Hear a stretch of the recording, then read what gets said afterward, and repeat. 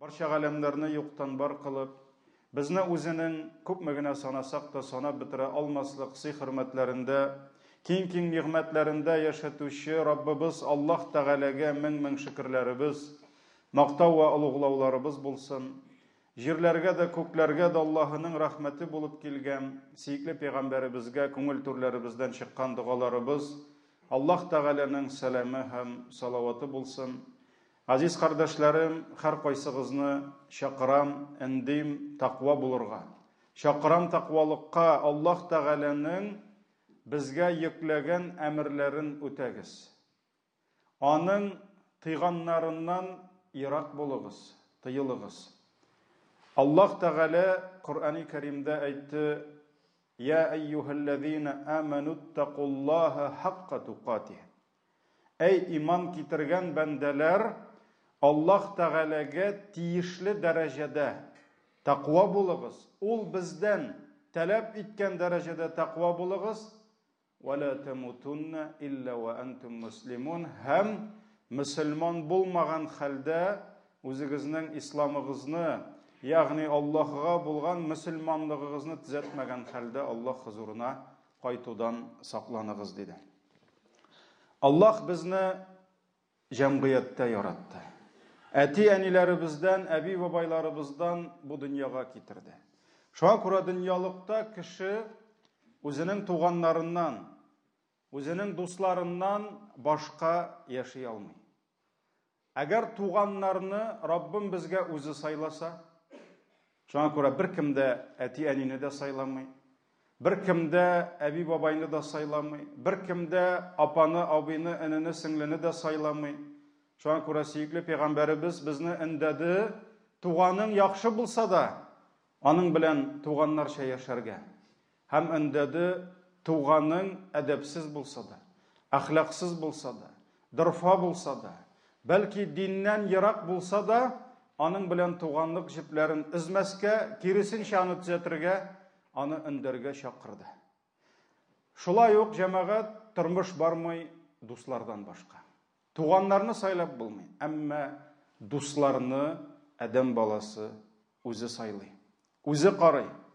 Һәм җәмәгать тормыш сукмагыннан кем белән бергә җитәкләшеп барырга, һәм ул синең юлдашың, спутник жизни дип әйтәбез.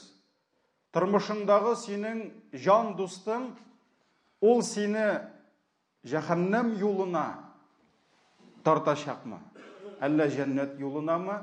Бу сорауларны иман иясе үзенә бирергә тиеш. Һәм кешенең табигаты ул яки үзенә яхшы, хәерле дуслар сайлый, яки тормышын яман, хәерсез дуслар белән бәйли. Әлбәттә җәмәгать дустың хәерле булса, әйтәләр бит, дустың күршең үзеңнән яхшы булсын дигән кебек, үзеңнән яхшырак, үзеңнән иманлырак, үзеңнән тақвалырак, үзеңнән хәерлерәк дуслар эзләргә кирәк. Әгәр дә хәерле кешеләр белән дус булсаң, үзеңә яхшы дуслар табу, ул синең дөньяңны төзәтә. Ахират кенә түгел, дөньяда яхшы хәерле дуслар белән бергә яшәү күпкә җиңелрәк, күпкә рәхәтрәктер. Чөнки яхшы дустың, әгәр дә сиңа шатлык килсә, ул көнчелек белән, сиңа карата явызлык белән янмый, ул синең өчен дуа кыла. Ул синең өчен Аллаһ сиңа биргән нигъмәтнең бәрәкәтен бир дип, ихластан синең өчен дуа кыла, синең өчен шатлана, синең өчен сөенә. Әгәр дә сиңа авырлык килсә, бөтен эшен ташлап, сиңа ярдәмгә ашыга. Шуңа күрә кемнең кем икәне, дусларыңның сиңа дусмы, әллә юк микәне, гадәттә җиңел, рәхәт вакытта түгел, авыр вакытта беленә. Шуңа күрә кемнең кем икәнен бәлеш ашаганда белеп булмый. Авырлык килгәч аңлашыла. Яхшы дус, син яхшылык кылсаң, кырыңа килеп баса һәм сиңа ярдәм итә. Сөйкле пәйгамбәребез нәрсә диде? Син Аллаһны зикр итсәң, синең белән бергә зикр итә. Син Аллаһны онытсаң, ул сиңа исеңә төшерә ди. Шуңа күрә ялгышсаң, тормышта саташсаң, шайтан вәсвәсәсенә бирелсәң, яхшы дустың, хәерле дустың янында. Һәм ул синнән йөз чиермый. Ул сиңа артын куймый, ул сиңа тизрәк нәсихат бирә, ул тизрәк Аллаһны онытсаң, исеңә төшерергә тырыша. Ахирәттә дә яхшы дус сиңа бик күп савап, бик күп әҗерләр алырга мөмкинлек бирә. Әгәр иман иясе Аллаһ ризалыгы өчен дуслашса, һәм үзенең дустын Аллаһ ризалыгы өчен яратса, бу Аллаһ каршында гыйбадәт була, һәм Аллаһ аңа тиешле әҗерен насыйп итә. Имам Тирмизи, Ибн Маджа риваятларында килә, Абу Хурайра радиллаһу анху тапшырган, сөйкле пәйгамбәребез саллаллаһу алейхи ва саллям әйткән: бер кеше үзенең бер дустының, кардәшенең барып хәлен белү өчен бер авылга, авылның бер читенә юл тотты. Ягъни күршегә генә түгел иде, бераз юл үтәргә кирәк иде. Һәм шушы юлдан барганда Аллаһ аңа күкләрдән бер фәрештәсен җибәрде. Әлбәттә, фәрештәләр, алар кешеләргә килделәр кеше кыяфәтендә, ниндидер юлчы кыяфәтендә. Һәм шушы Аллаһның илчесе бу кеше янына килеп, аңа сорау бирде: син кая барасың диде. Кая юл тоттың син, каядыр барасың диде. Шуннан соң ул: менә бу авылда яшәүче дустым, кардәшем бар, мин шуның хәлен белмәкче булдым диде. Шуннан соң бу фәрештә сорады: әллә аннан ниндидер алыр бирер нәрсәң бармы диде. Бәлки аның сиңа җәте бардыр. Бәлки килерсең әле, шуны бирермен дип әйткәндер. Ягъни ниндидер дөньяви мәслихәт, мирской интерес бармы дип сорады. Шуннан соң ул әйтте: юк диде. Фақат мин аны Аллаһ ризалыгы өчен яратам диде. Яратам мин аны диде, Аллаһ ризалыгы өчен. Шуңа күрә нәрсәдер өмет итеп, нәрсәдер алыр өчен түгел, дөньяви мәслихәт, дөньяви файда өчен түгел, Аллаһ ризалыгы өчен яратам, шуңа күрә генә хәлен белергә барам диде. Шул вакыт фәрештә аңа: мин Аллаһның илчесе диде. Аллаһ мине җибәрде ди. Син үзеңнең кардәшеңне ничек яраткан булсаң, Аллаһ та сине ярата дип әйтсен өчен ди. Менә мин шул сүзне ирештергә сиңа килдем ди. Син ничек шушы кардәшеңне Аллаһ ризалыгы өчен яратсаң, Аллаһ та сине ярата дип әйтер өчен ди. Бу Имам Тирмизи, Ибн Маджа риваятында килә. Шуннан да җәмәгать ниндидер зур гамәл кебек тә түгел, ләкин шушы гамәл өчен нинди зур сөенеч килде. Һәм мөселман кешесе өчен моннан да зур шатлык бармы? Әгәр дә күкләрдән фәрештә килеп, Аллаһ сине ярата дип әйтсә, моннан да зур шатлык, моннан да зур бүләк булырга мөмкин түгел. Ә ни өчен? Шуның өчен генәмени? Шушы кардәшемне яраткан өчен, һәм аның барып хәлен белгән өчен? Әйе, менә шуның өчен. Аллаһ сине дә ярата дигән күкләрдән хәбәр килде. Имам Бухари һәм Муслим җыентыкларында килә, Анас ибн Малик радиллаһу анху тапшыра, пәйгамбәребез саллаллаһу алейхи ва саллям әйткән: өч сыйфат дигән, три качества дигән, өч сыйфат дигән. Әгәр алар кешедә булса, ул иманының тәмен, иманының ләззәтен, иманының рәхәтен татыр диде. Беренчесе, ул Аллаһ һәм аның илчесен башкалардан сөйеклерәк күрде ди. Ягъни аның йөрәгендә иң элек Аллаһ һәм аның илчесе, аннары соң ул үзе, әти-әни, әби-бабай, хатыны, ире һәм башкалар. Ләкин калбының түрендә Аллаһ һәм аның илчесе. Аннан соң калганнар. Беренчесе. Икенчесе, әгәр башка берәүне яратса ди, без Аллаһны һәм илчесен яратабыз, әмма башкаларны да яратырга ярыймы? Ярый. Ләкин иманыңның тәмен татым дисәң, Пәйгамбәр саллаллаһу алейһи ва саллям икенче сыйфат диде. Әгәр дә башка берәүне яратса, аны Аллаһ ризалыгы өчен ярата. Аллаһ ризалыгы өчен. Акчасы күп булганга да түгел. Дәрәҗәсе булган өчен дә түгел. Аны яратсаң, сиңа дөньяда ниндидер файдалар булган өчен дә түгел. Юк. Ул ярата Аллах ризалыгы өчен. Һәм өченчесе, Аллах аны күфрлектән, динсезлектән иманга, дингә китергәннән соң җәһәннәмгә керергә теләмәгән кебек, ул яңадан күфрлеккә, динсезлеккә кайтырга теләмәсә ди.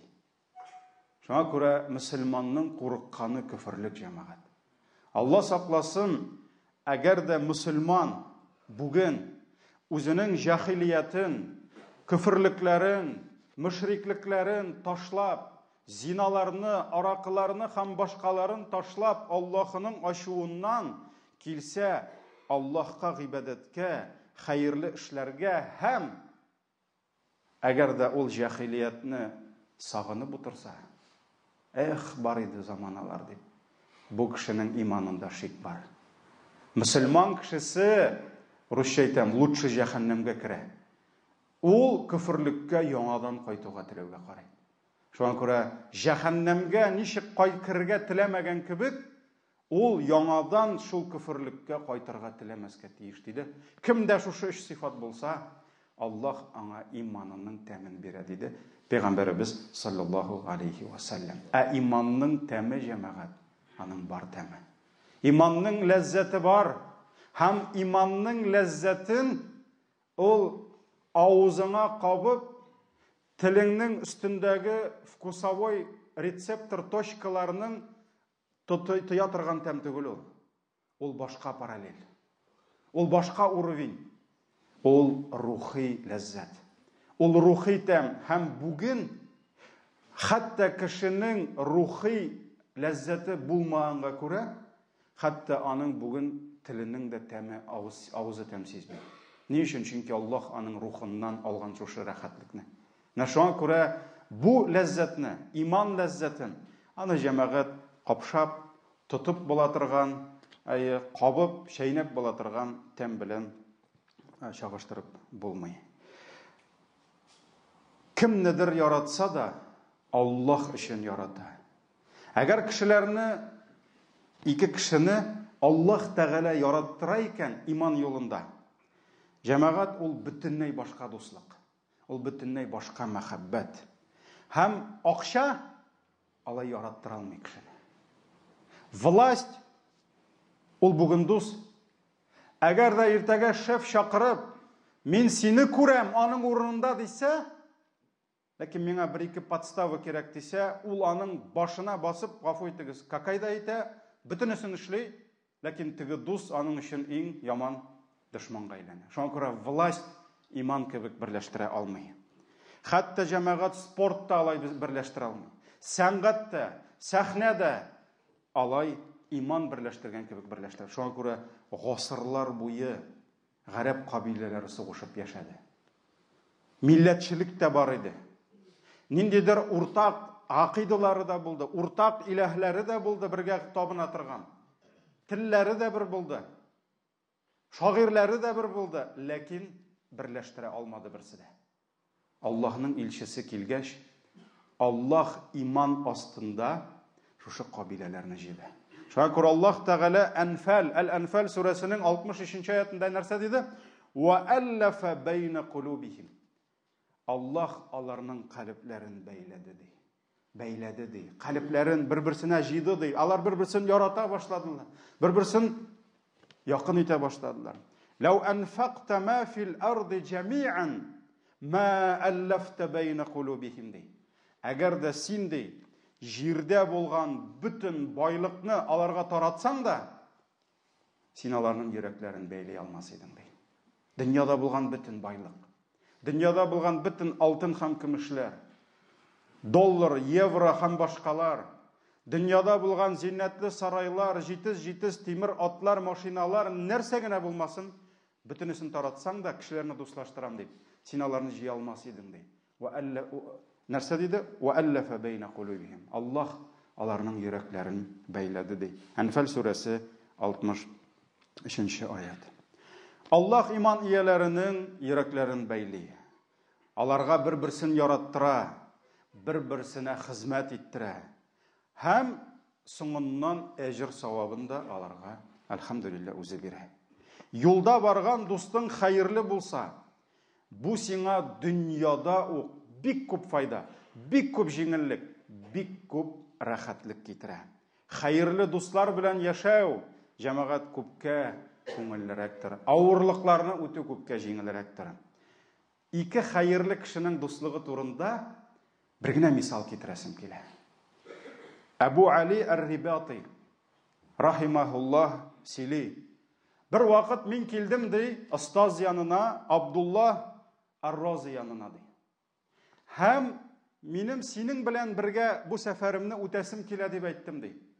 Уйладым ди, остазга ул миннән гыйлемлерәк, остазга юлда хезмәт итермен, чөнки элек бит инде җәмәгать кайтык 21 гасырдан 8-нче, 9-нче, 7-нче гасырларга элек юлда адым сайын кафелар булмады. Адым сайын туктап ял итәргә урыннар булмады. Элек сәфәр бик авыр иде. Шуңа күрә кешеләр чыгып киткәндә бөтен провизияларын, ризыкларын, суларын, юлда кирәк булган нәрсәләрен төяп, дияң булса ярый да, кемнеңдер диясе дә юк иде. Ул сыртына төяп, хәтта беләбез, хаҗда бит инде хаҗга барганда сарык көтүләрен сүрәп бара торган булганнар, чөнки ит бит ул бозыла, суйсаң. Шуңа күрә ул тере сарыкны артыннан тагып барган, тавыкларын савытларга салып алып бара торган. Без буларны күрәбез изге сәләфләрнең нәрсә хаҗ кылуларына. Шуңа күрә элек сәфәр бүгенге сәфәр түгел. Һәм шушы Әбу Али ар-Рибати сөйли, мин килдем ди Абдулла ар-Рази янына, һәм синең белән бу сәфәремне бергә кыласым килә дип әйттем ди. Һәм эштән уйладым ди, мин аңа хәзер хезмәт итәм, савап җыям. Шуннан ул миңа әйтте ди. Сәфәребездә кайсыбыз әмир була дип ди. Чөнки сөйкле пәйгамбәребез нәрсә диде? Ике мөселман, өч мөселман сәфәргә чыга икән, арадан әмирник билгеләсен ди. Бу сөннәт, бу бәрәкәт китерә, әлхәмдүлилләh. Низаклар, фитнәләргә бер яба. Шуннан мин әйттем ди, субханалла, әлбәттә син әмир. Мин сиңа әмир була алмыйм дип әйттем ди, чөнки хөрмәте, ихтирамы зур иде. Шуннан соң әйтте, ярар диде. Әгәр дә бу сәфәрдә әмир мин икән, димәк син миңа буйсынасың, мин ничек әйтәм, шуны эшлисең диде. Бу әлбәттә диде. Шатланды, куанды, мин буйсынам диде. Ул бит чөнки буйсынырга әзерләнгән иде бит инде. Хәзер ризыклар пешерә, тегесе бусы. Шуннан соң сәфәргә дип әзерләнгән капчыкларны ди, бу барды да үзенең җилкәсенә салды да кузгалып китте ди. Шуннан мин әйтәм ди, эй остаз, Абдулла ар-Разига әйттем ди, юк, мин бу капчыкларны ташыйм. Шуның өчен барасы килде инде. Гыйлемен алырга, тәрбия. Шуннан соң ул әйтте ди, әмир бит мин ди.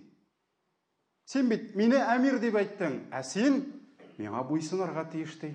Шуңа күрә буйсынып минем арттан барды.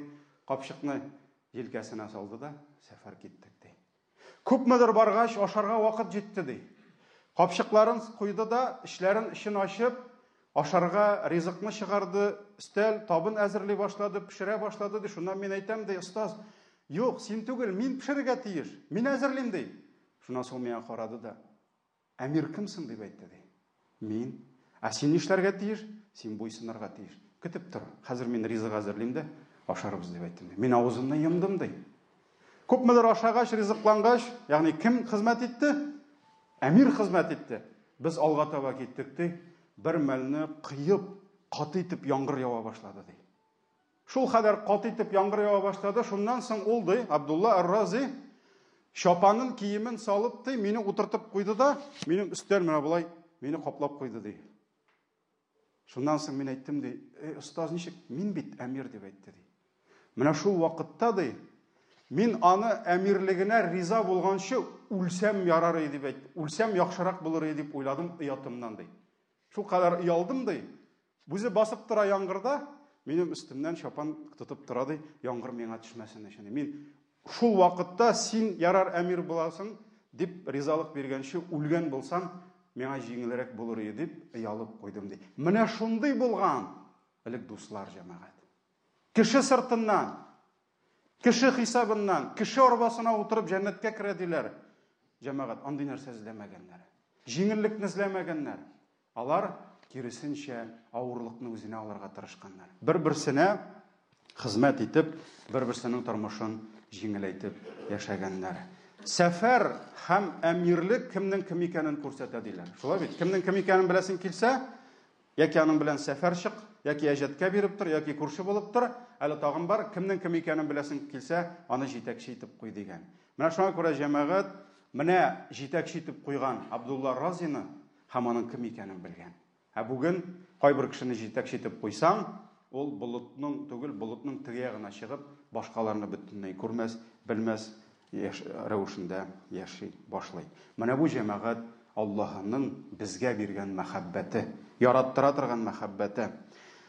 Шулай ук Имам Малик үзенең китабында бик гыйбрәтле бер кисса китерә.